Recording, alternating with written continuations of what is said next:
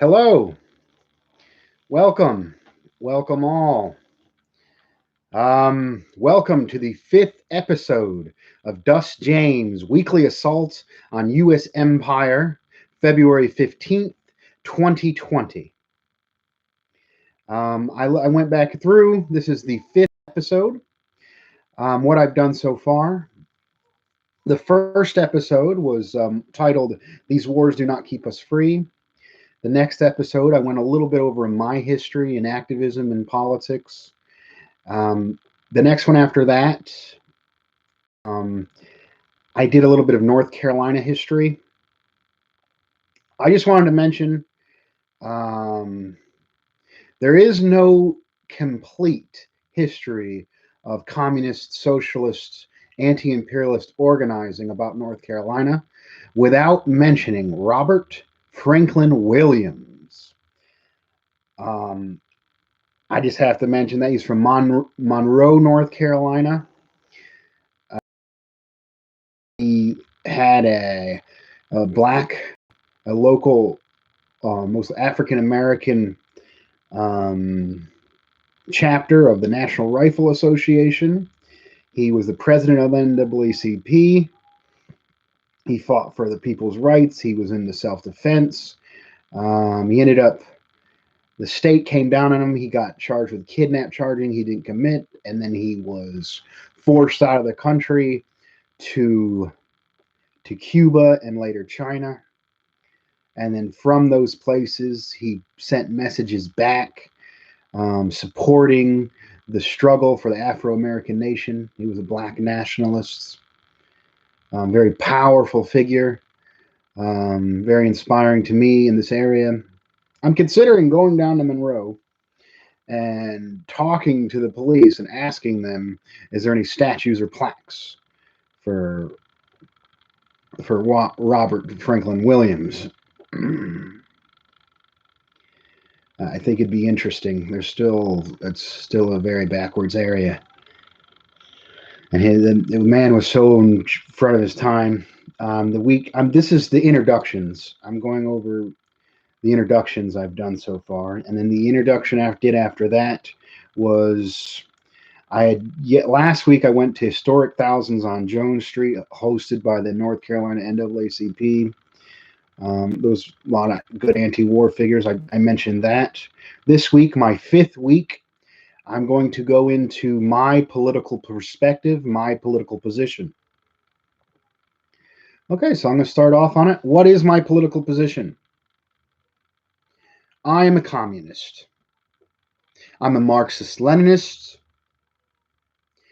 People who don't agree with this would call me a tanky. I come from the understanding of scientific socialism. Dialectical materialism is defined by Marx, which is an idea of history progressing, a Hegelian idea, further defined by Marx. History progresses. We started out as hunter-gatherer societies. We moved into agricultural, stable society, slave societies. From there, peasant societies, feudalism into capitalism, and we will eventually get to socialism. When one system overturns another, it's because it's more efficient, it is more powerful, it can build stronger, and it overcomes and overtakes the other one. That is my position. We're currently in Marxist. I'm a Marxist Leninist, so I think we are in the final stage of capitalism, monopoly in capitalism, otherwise known as imperialism, as written by Lenin in his book Imperialism, the Final Stage of Capitalism.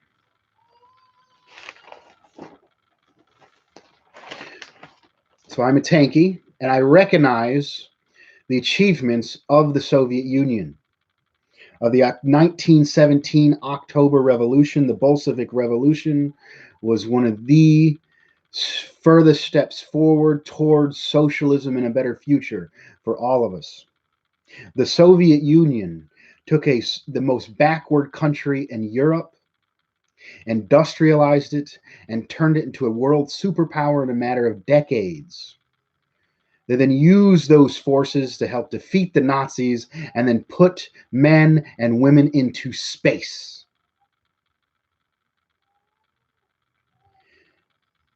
One of my political heroes I mentioned, Albert Einstein, who was a pacifist, also had some criticisms, and we all should have criticisms. We're not completely blind, we're not dogmatic, we're scientific. But Albert Einstein recognized the entire Western world has always been anti Stalinist, anti communist. Albert Einstein, free thinking pacifist, saw the accomplishments of what the Soviet Union did. I'm also critical of some of the stuff that happened in the Soviet Union, the Great Terror. I think they were attacked on all sides, and they needed to maintain an authoritarian government to maintain their political power. And some of that went too far. Doesn't take away from the accomplishments that they made. The rate of industrialization hasn't taken place anywhere else in the world. And what that meant for people's lives, the material conditions, how they raised people from backwards peasant positions into the modern era and modern society, not through the benefit of profits, but through a society formed to people, the workers, the peasants, the whole. It's absolutely inspiring. They also developed the Communist International, the Comintern, and this inspired.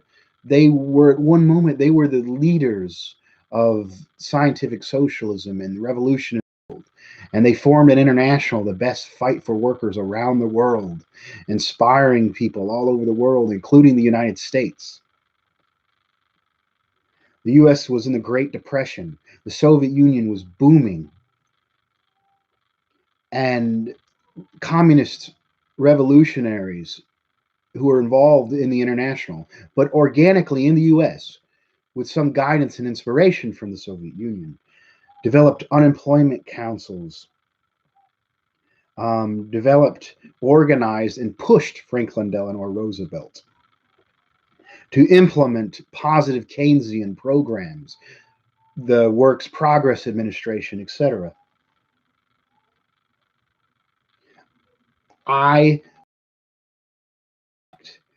The lies and the attacks on the Soviet Union and the Soviet Revolution. I see this as inspirational. Yes, they had their bad things, but so did Western powers. If you look at what it took to develop, look at the same level things it took to develop the United States: slavery, genocide, child labor, the conditions. If you look at those conditions compared to the conditions that prove the Soviet Union, it's night and day. Also inspired by I recognize the achievements of the Chinese Revolution and Mao. In China, there was the Soviet Union was backing the nationalist forces. So was the U.S. against the Japanese invasion. Nationalist forces became corrupt. They became servants of Western power. Mao led the Chinese Revolution under Mao was one of the most beautiful things in human history, where they threw out Western dominance and established themselves, and then worked to build up their country. I'm critical of the Cultural Revolution. I think it was a little chaotic, and that's about where my understanding was. Basically, how did I come to that understanding? When I went over my history, I talked about I first became involved in the anti-war movement, its forces in the anti-war movement, not in college. I went to college, but it wasn't college that I studied Marxism. They're actually very anti-Marxist.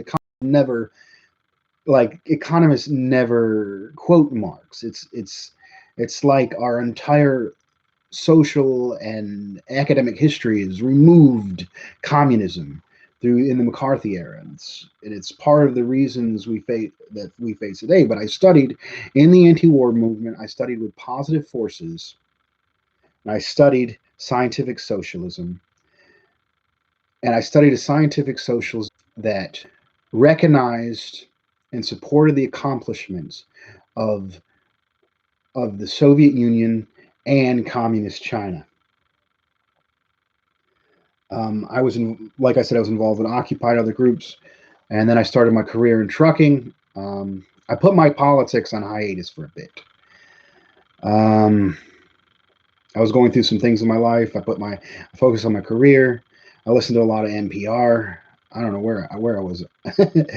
And I slowly came back from that. I started listening to more podcasts, reading literature from different anti-imperialist organizations recently. One of those people that I started listening to was Caleb Maupin. I am a fan of Caleb Maupin. And when I studied earlier, most of the people I was around, they were very critical of China and other forces. It was like the best thing that's ever happened is the Communist International, the Soviet Union. And then Mao, he did some good stuff and then he went too far. And that's about it where I was at. But I'm looking at the works of Caleb, more of what Bolivarian socialism, Arab socialism, socialism with Chinese characteristics. Basically, there was some back since the Soviet Union, but the world has progressed beyond.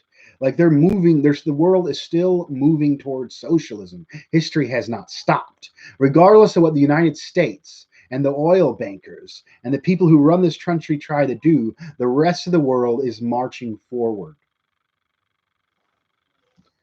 So, I mean, he kind of started on me that, but I kind of got into my own research to show this. This was before I got in my earlier period. This was my go-to book. This was my reference guide. It still is. This is amazing, and I recommend this. Stalin's The Foundations of Leninism. It essentially says Marxism, which was the building up of capitalist force, will eventually become socialism. The workers rise up, create that. But Marx was actually almost pro-imperialist. Marx was like, okay, well, they're going to colonize the third world countries, and eventually those countries will build up and they'll have socialist revolutions. And he almost later on he went against it. Marx went against it. He supported the Irish nationalists, etc. But Lenin, this said, no, the revolutions are going to come from the third world. To try to break away from imperialism, they developed socialism to break outside of the monopoly capitalist imperialist system. There's three contradictions in this, okay, so if you read Lenin's Monopoly Capitalism, Imperialism, Highest Stage of Capitalism, it will give you, you will just know what's going on. You will understand why the U.S. is in these wars, etc., and so forth. I think I might do a reading of this. I might go over this later. But I was saying that this was mostly when I first started studying socialism, involved in the anti-war movement. This was my reference. This was my guide. This is what I went by. It was basically three contradictions of imperialist nations amongst themselves, contradictions of oppressor nations and oppressed nations, and the main contradiction, the proletariat and the bourgeoisie. So later I was going on to, later on, just recently, I started reading more about socialism is happening today, inspired by Caleb Maupin. I started doing some of my own research, and I think it's absolutely right. If you look what the Chinese party is doing and what they claim to do, I think we should be critical of them. I mean, there's a lot. If you read Western media, They straight up lie about China. They and it's I went into this earlier. It's a lot of racism against China. But if you read Xi Jinping and what they're trying to achieve, they have 5-year plans. They claim to be Marxist Leninists. They're developing the productive forces to then achieve socialism. You cannot achieve socialism in poverty. You have to raise the material conditions. Once you raise the material conditions, then you don't need the bureaucracy and some of the stuff that the Soviet Union dealt with. A lot of people say that the reason why socialism wasn't achieved in China and the Soviet Union is because they didn't develop their productive forces enough. They needed a bureaucracy to maintain their power. Xi Jinping, they recognize this. They're using a planned economy to build up the productive forces, raise people out of poverty, and they have goals of later achieving socialism. And if you look into the statistics, that it is happening. The Chinese government lifted over 10 million people out of poverty just last year. They have win-win trade. What they're offering, like a lot of socialists will say, oh, they're capitalists and they're imperialists. But if you read Marx, what their planned economy is not what Marx described in Capital. What their relationships with their neighbors is not what's described in Lenin's imperialism, highest stage of capitalism. They are truly offering win-win trade. They're building up countries. I think I'm a little critical. I think if you compare them to what the Soviet Union did, the Soviet Union was quick, deliberate, and they got a lot done in a short amount of time. I think current China is doing things more slow, but it's happening. And on a larger scale, and it's stable. It didn't fall. They were able to provide some material goods, and they were all able to hold off the West from destroying it.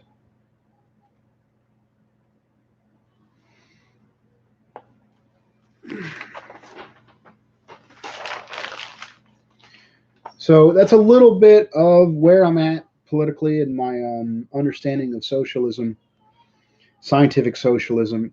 I think scientific socialism, it can be understood by anyone. It's like people are like, oh, tankies are repressive, tanky or that. But if you know, scientific socialism can be understood by anybody. Anybody can pick up Marx and study, or just look on YouTube or look at other forces. Just look at what is dialectic materialism. Apply this to your own life. Like, what are the conditions I face? Why do I face these conditions? What can I do in the current political arena to build power and change my political conditions? And these are being adopted by positive socialist forces in the US. I would like to see more. I'm working class. I come from a working class background. I have come to dialectic materialism, socialism, because I see it as a way to raise myself and my community out of poverty.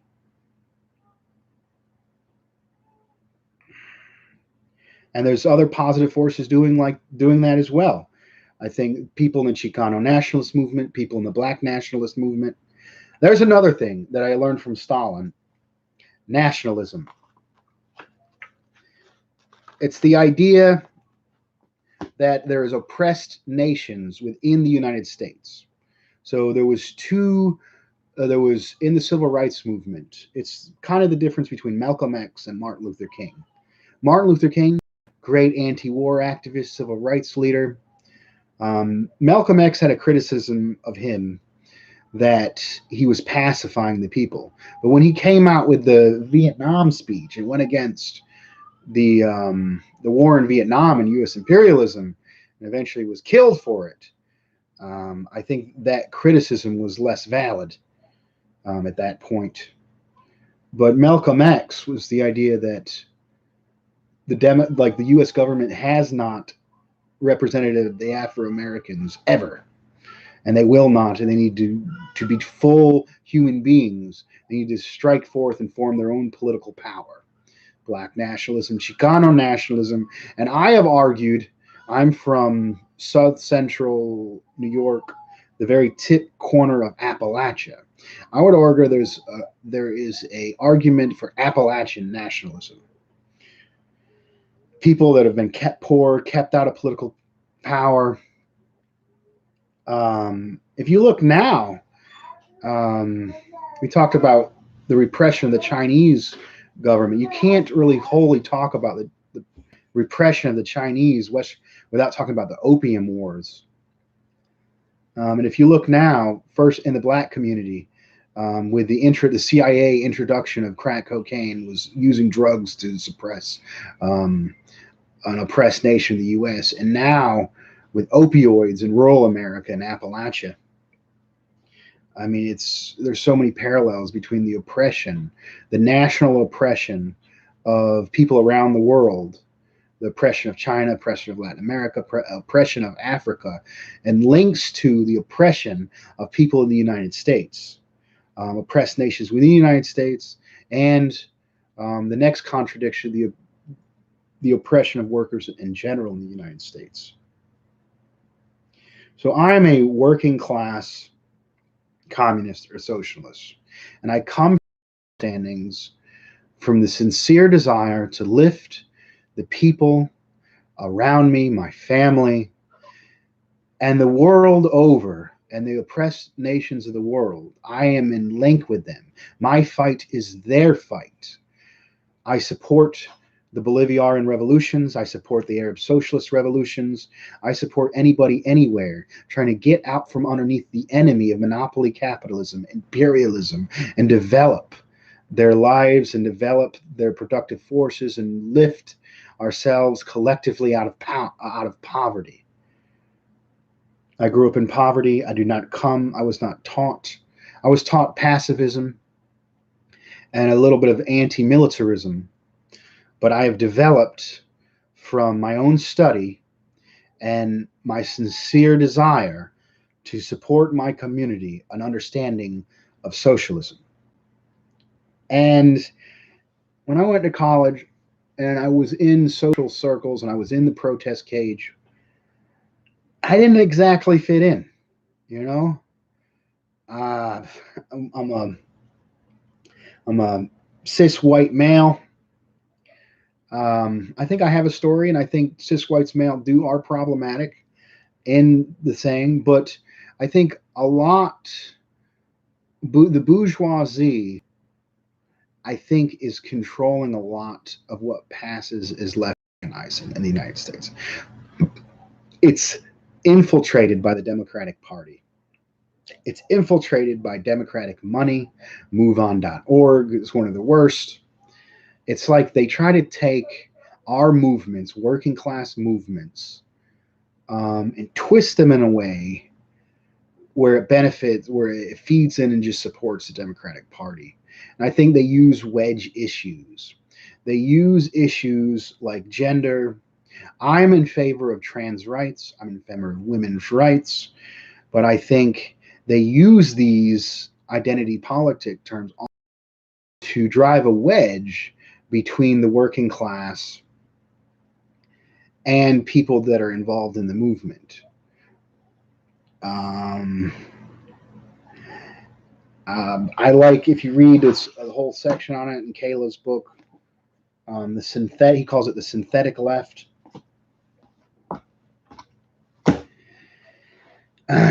Guess I'll go on. I would like to develop a socialism, something where just not the same activists whose parents were activists, who are influenced by the small bubble of. I want to see socialism, a socialism that's not a Bernie Sanders type socialism, which I support a lot of Bernie Sanders positions, education, a better welfare state,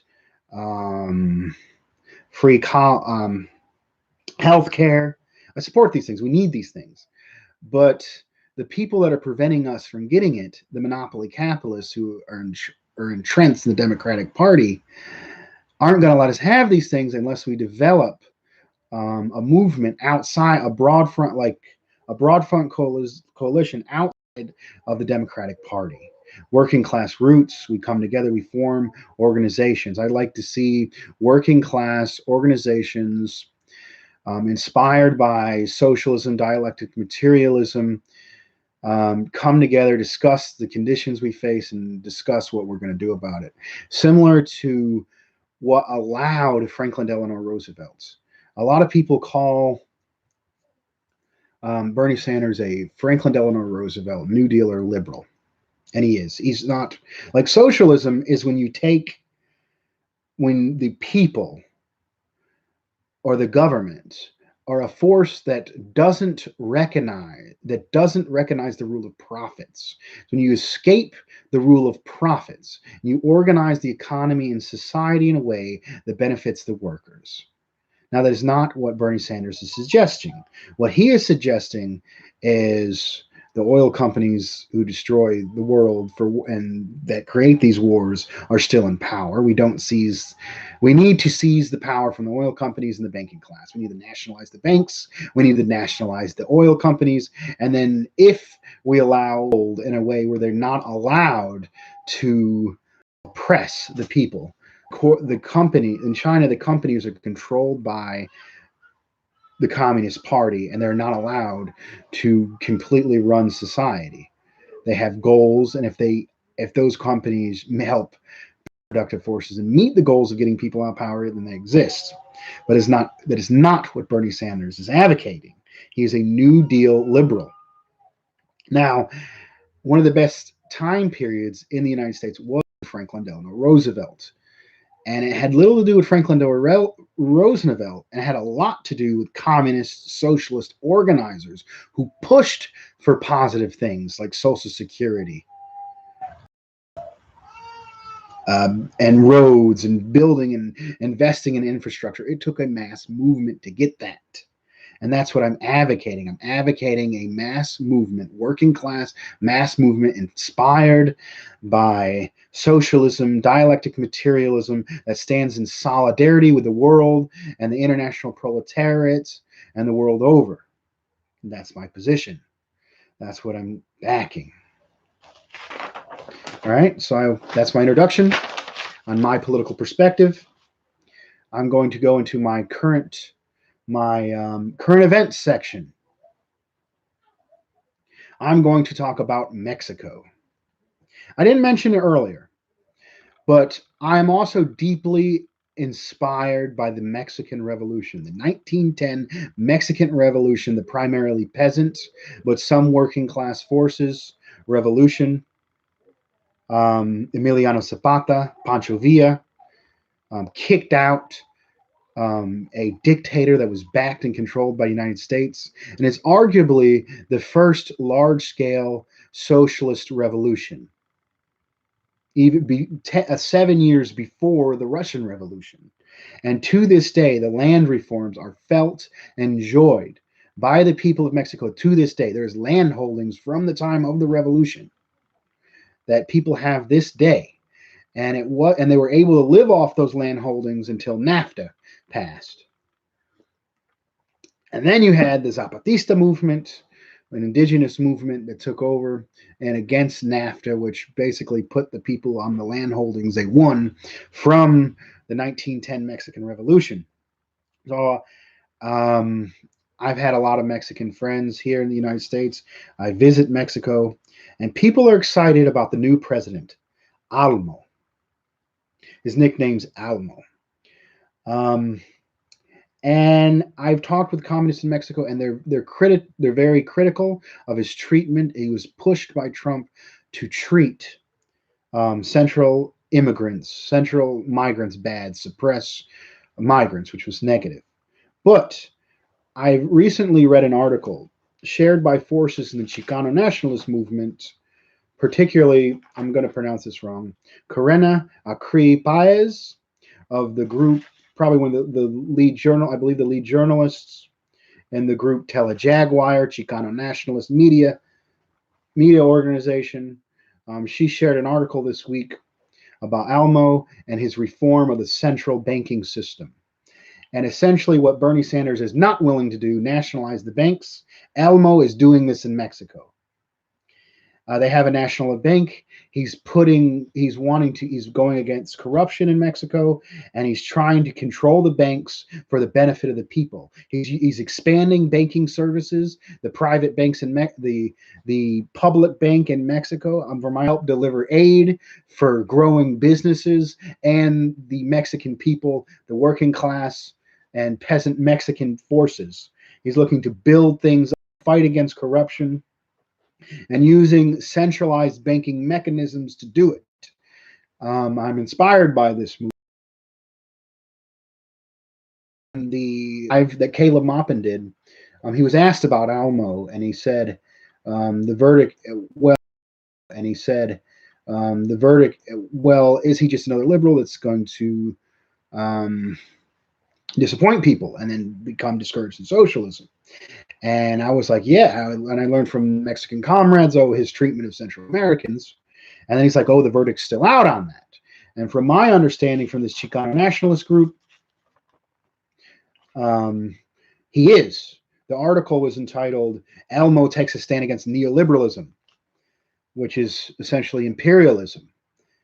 And if he's using a centralized banking system to, I believe he is, I think the data's there, to help lift up the people, this is very good progress for Mexico. Next bit of events I would like to get into is Trump's budget. This is an austerity budget, similar to back in Bush's budget. There has been a march towards austerity for decades in this country, and Trump's latest budget is just furthering of this austerity thing, cutting of Social Security, cutting of food stamps, and using this money for military and the border wall. This is the exact opposite of what we're pushing. We want to defund the military. We want we want programs of uplift in this country. And Trump, and I think to do away with the useless eaters, a continue of the death economy complex. This is Trump's new budget. And I would like to see mass organization against this budget. Legitimate working class, not fully underneath the Sanders Democratic Party, but genuine against these austerity budgets. They are taking food out of the mouth of children and using it to blow up people for the benefit of Wall Street and oil companies. Another inspiring thing that has happened are the native forces in Canada are mobilizing against the natural gas pipeline. Climate change is real. If they can continue to invest in fossil fuels, especially not even an investment where the money goes to help the people. Like, I'm in favor of nationalizing oil companies and using those in a responsible way and eventually getting off of fossil fuels. But the current system in North America, Canada, United States, it only benefits bankers and oil companies, and they're destroying our environment and destroying our planet to do it. And one of the first peoples to be destroyed, people whose cultures that live off and respect the land, Native Americans. We first saw this with Standing Rock, where the Standing Rock people were against an oil pipeline, and the state, even under Obama, was brutal. They used dogs and water cannons, and they suppressed the indigenous people, and they got their pipeline anyways. I think there was a brief moment where Obama put a hold to it as soon as Trump got back in office. But Obama also suppressed the people, and he backed the pipeline. Obama and Trump. They suppressed and they built the pipeline anyway. They used brutal methods to put down indigenous people. So now we have indigenous people in Canada with solidarity efforts. They've shut down whole railroads and whole systems of the economy.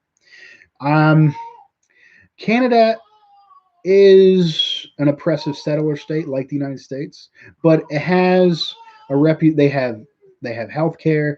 They have less of a bad reputation in the United States. It's going to be interesting to see how they repress this legitimate movement for humanity against fossil fuels, against the corruption of bankers, how they're going to suppress it. It's inspiring to see indigenous people fighting for all of humanity and their land. I think we should stand in solidarity with them. And it's interesting to see how the Canadian government is going to repress it. I saw a story where the Teamsters Union in Canada was trying, the corrupt leaders of the Teamsters Union was trying to get the rank and file workers against the indigenous people. I would like to see in the labor movement, if we could have rank and file labor movement workers in Canada, the rank and file labor movement in the United States in solidarity and doing strikes, I think it'd be very powerful. I'd like to see that. So my last bit of information I'm going to talk about for current events is the ongoing Democratic election. If you look at the media, if you're a Sanders supporter, Sanders won in Iowa, Sanders won in New Hampshire, and in Iowa the results were delayed. So these primaries are largely about momentum. They're not really about the delegate. These smaller, it's not really. It's about the momentum of building up, and they're stealing what should be his rightful. He got the votes. He should get the momentum. The corporate meeting is trying to suppress Sanders. They do not want Sanders to do it. So I'm going to show you the Wall Street Journal. The Wall Street Journal, right before it, they put Pete Buttigieg and Sanders. This was the day before the primary.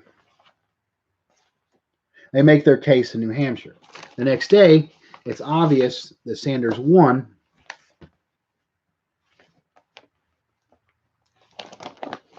And he doesn't get his victory headline. It's focus shifts to more diverse states after New Hampshire. And now they are febulously working to get African Americans in South Carolina and other leaders within the movement, not the rank and file. I think Bernie has a lot of rank and file people of color backing him. They're trying to get black leaders to go against Sanders, and they're spending billions. And it's insane. They're pushing Mike Bloomberg, Mike Buttigieg. It's interesting. They are repressing Sanders. The corporate media is an all-out assault on Sanders. So I'm going to talk about Bernie Sanders. And I've been looking at positive forces in the United States and what are their position on Sanders. And there's a positive organization I think does good work called Party for Socialism and Liberation. They run a candidate every year, Gloria La Riva, along with Vice President, Native American activist Leonard Peltier. I watched a video about their position on Sanders, and they recognize the oppression of Sanders. Most leftist organizations recognize that the corporate powers, the corporate Democrats, would rather see Trump. Are actively suppressing it, and they're suppressing it because it would cost Wall Street money, and the corporate Democrats are controlled by Wall Street. It's that plain, it's that simple, and the media companies who are paid by the DNC, millions in advertising, are going along with this mission. They're suppressing Sanders. And the Party for Socialism and Liberation is actively calling people to vote for Sanders. That's not my position. It's an interesting position. This hasn't happened. Partido for Socialism and Liberation did not back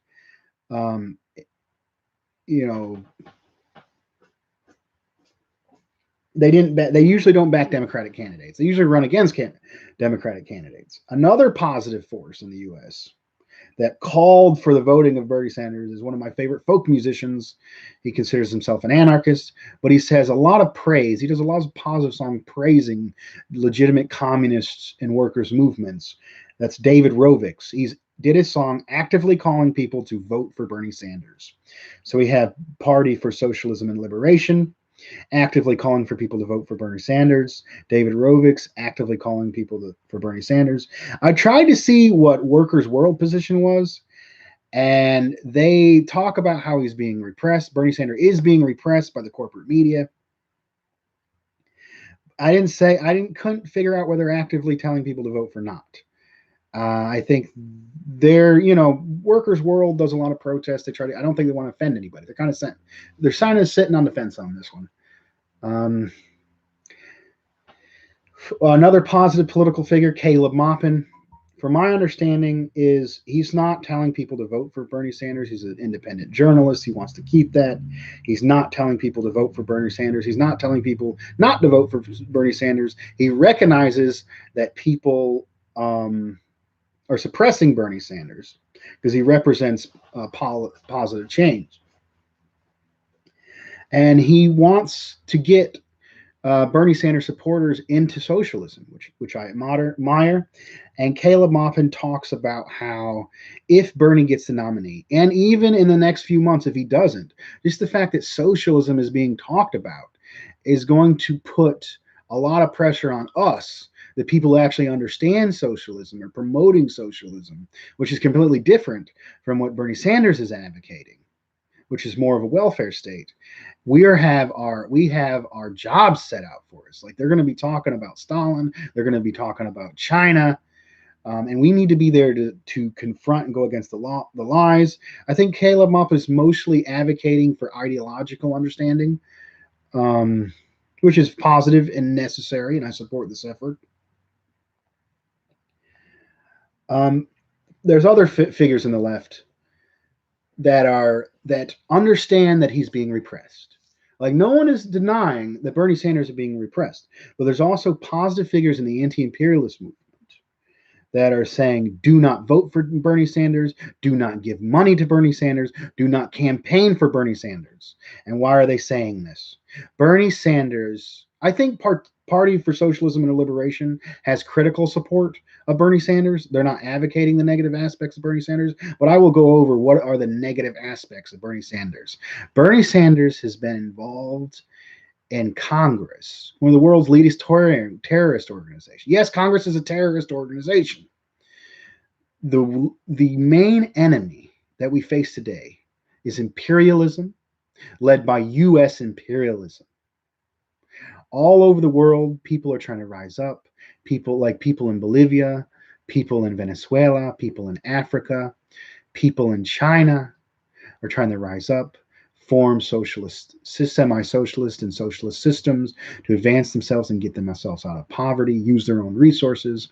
The CIA, the U.S. military is actively trying to put down and suppress these forces. They're actively trying to hold back history. Bernie Sanders has voted for U.S. imperialism constantly. I think he's a little less hawkish than a lot of his fellow criminals in Congress that are trying to hold back history, but he has voted for the destruction of people's movements. He has called Maduro, the inspiring leader of the Venezuelan revolution, a bus driver. Maduro is a hero of mine. I'm a truck driver.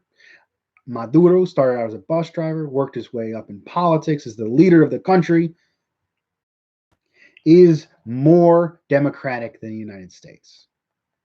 The Constitution in Venezuela was written by the masses of people and then approved by the masses of people. In the United States, we have gerrymandering. We have the Electoral College. We have fundamentally anti-democratic system that is controlled by a two-party system and backed and held by the monopoly capitalists and imperialists. We do not have a democracy. Our system is fundamentally undemocratic in the United States. Venezuela's system is far more democratic.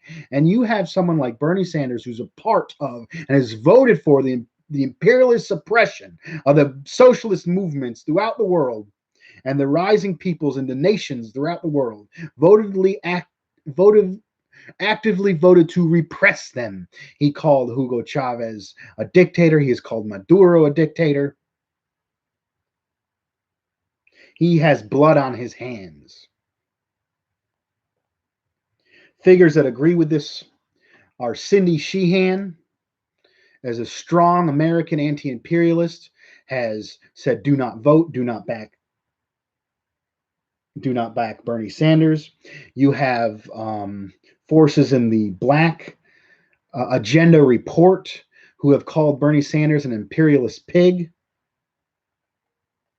You have the forces I mentioned earlier, Karena Akri Paez of Tele Jaguar from the Chicano nationalist movement has written articles about how the Democratic Party has never worked to truly rise people out of poverty. The March of Austerity has continued, and they co-opt and bring about our working class movements and use it simply to back the Democratic Party. So we have Cindy Sheehan, Chicano nationalist, Tele Jaguar. We have the Black Agenda Report. And another person I'm going to quote, a part of the reasons, part of the imperialism, Green Party President Jamu Baraka shared this week. While Sanders is primarily responsible for bringing the socialist term to the broader public, his Eurocentric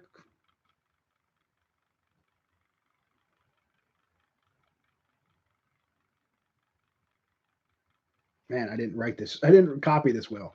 I'm going to have to paraphrase it. So basically, what Ajamu Baraka is saying, even though Sanders has reintroduced the socialist term to the broader public, his Eurocentric viewpoint and attempts to distance his vision of socialism from the global South experience might end up doing more harm than good. I think I got the last statement correct. His attempts to distance his version of socialism from global South experience might end up doing more harm than good. So essentially, Sanders is a liberal, imperialist liberal that wants a better welfare state. This would help lots of education. There's so much to be inspired by that message. And for people who don't understand, a lot of people in the U.S., if it's not on a ballot, it's not legitimate. They don't recognize the role of labor organizing and community organizing. They see if it's on the ballot, that's what's legit, that's what's positive. So when they see Bernie Sanders, who's actively pushing for programs that would largely benefit their lives, they're inspired by this. They want to latch onto it. But then they're inspired, and then he becomes the leading force. And now he's talking stuff about what we truly need, which is socialism, dialectic materialism, control over the banks, control over the oil company, control over the economy and running our good, which people in Venezuela, people in China are doing. When Bernie Sanders actively calls these people dictators and distances himself from them, he's leading the people into the imperialist camp. And what I want to see working class socialist organizations in oppressed nations and oppressed national socialist organizations to be in solidarity with the people of China and solidarity with the people of Venezuela. Bernie Sanders is not offering this, and like Jamu Baraka has mentioned, this might end up doing more harm than good. So what is my position? I am not backing the Bernie Sanders campaign. I am not voting for Bernie Sanders in the primary. I recognize that he's being suppressed. I'm not against people who are voting for him. I want to recruit the people that are inspired by Bernie Sanders' campaign to a more legitimate broad front coalition, organizations, community-based organizations inspired by a type of socialism that stands in solidarity with the rest of the people around the world. That's what I'd like to see. And I think we do have our work cut out for us, as they're going to be discussing socialism. We have to be there to defend socialism and defend the socialism of the global South in Venezuela, China, etc. Later this afternoon, they have early voting in my state. I will be voting on the Green Party ballot. I think Howie Hawkins is the only one who is allowed on the ballot. If there's a write-in spot, I will write in Jamu Baraka. I agree with his position that the socialist movement in the United States must be linked to the socialist movement in Venezuela and China and the world over. And Bernie Sanders, although fighting for very positive measures that we should get behind, a better welfare state, he may do more harm than good by distancing himself and trashing the movements in Venezuela and China and other places.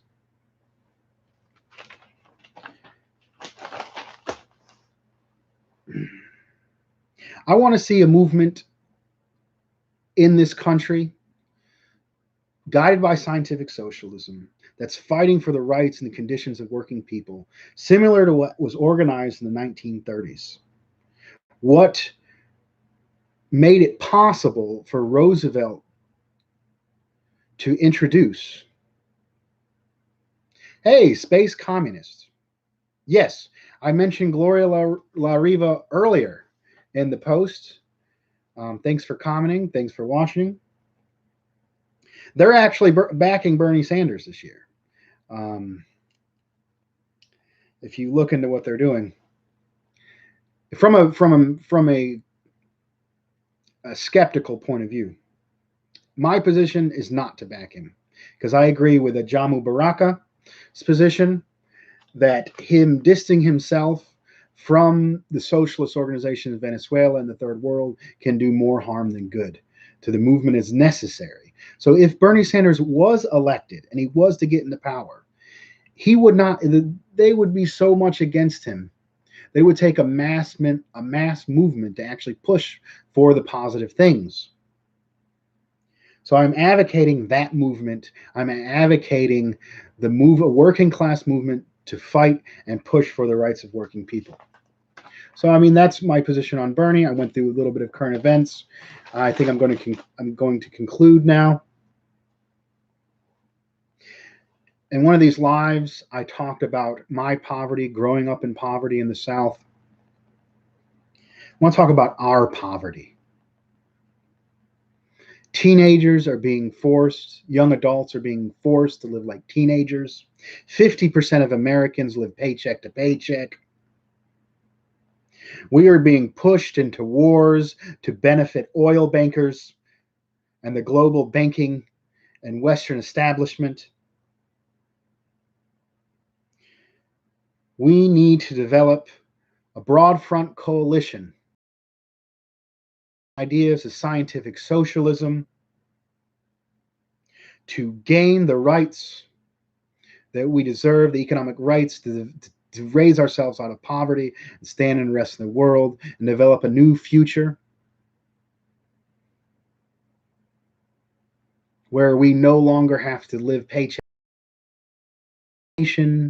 We're seeing trains and new technologies, and we establish a new society. I think that's going to do it for this week. All power to the people. Thank you.